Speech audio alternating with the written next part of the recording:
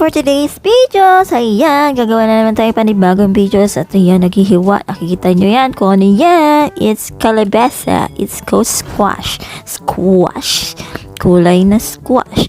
At syempre, binabalitan ko para ito na naman ang ating vegetable for today. Ayan.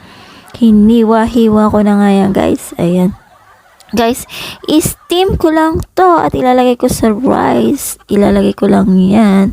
Ganun kadali. Is healthy.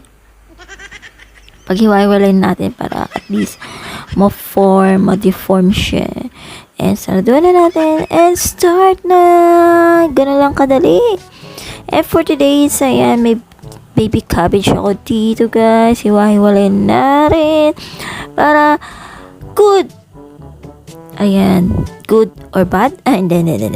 And ayan, hiwain na natin. Ang laki na naman ng ating kutsilyo. Ayan guys, hiwa-hiwa natin ng konting saglit. At pinuhin natin siya. At titingnan natin, mamaya ay gagawa tayo ng meatballs? Parang ganun. Okay.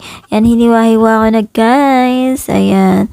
Nag-iingat tayo kasi malaki-laki itong hiwaan natin. At kutsilyo pala.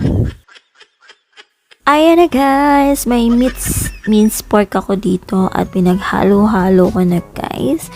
And hahaluin lang natin para at least ayun na yun. And ayan, nilagyan ko pala siya ng seasoning na to, guys, para may lasa na naman kahit paano. Nilagyan ko ng soy sauce, salt, sugar, and halu-halutin natin para mix together, is all together. Ayan. Ayan, halu-haluin lang natin para you can see this meatballs. Laging ginagamit ko to for mix all the ingredients here.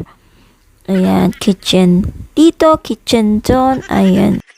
Kumuha pala ako ng egg para ilagay din dito, guys. Para madali siyang mag-mold as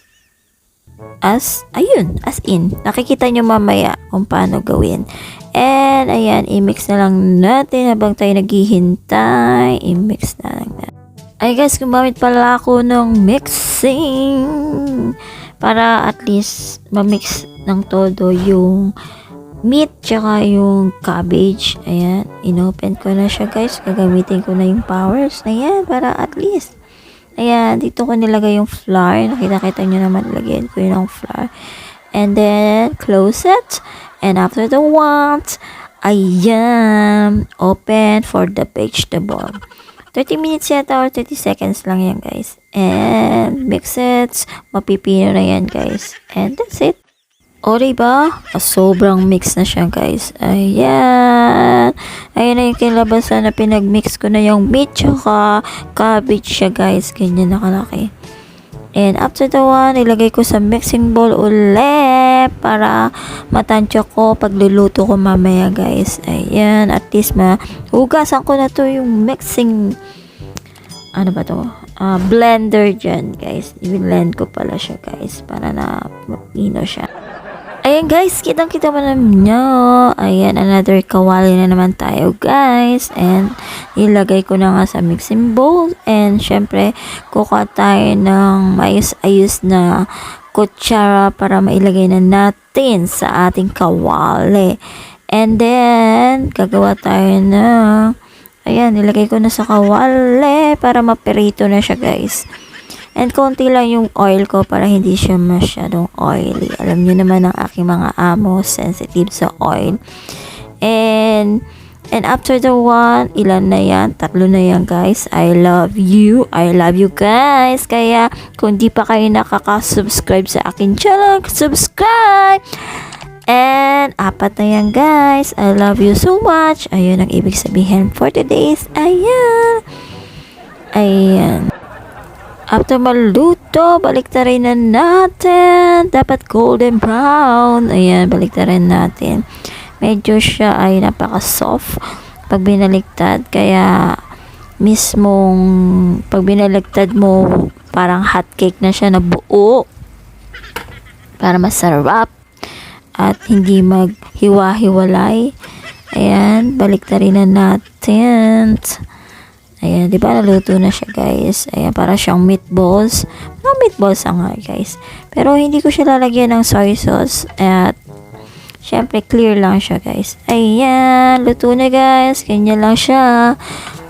Ganyan lang siya maluto. Parang meatballs lang siya, guys. And yan, nilagyan ko sa paper towel para ma-dry yung mga oily niyan, guys. Kasi meat siya. Alam nyo na.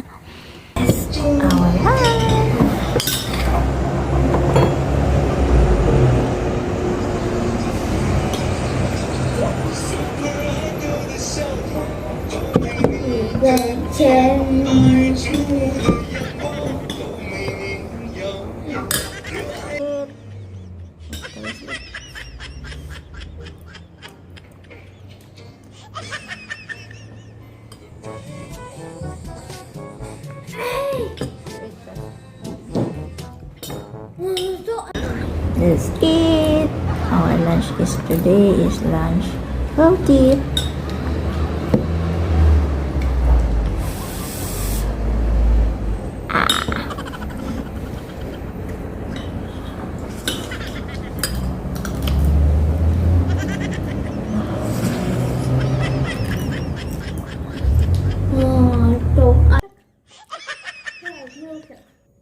Eat.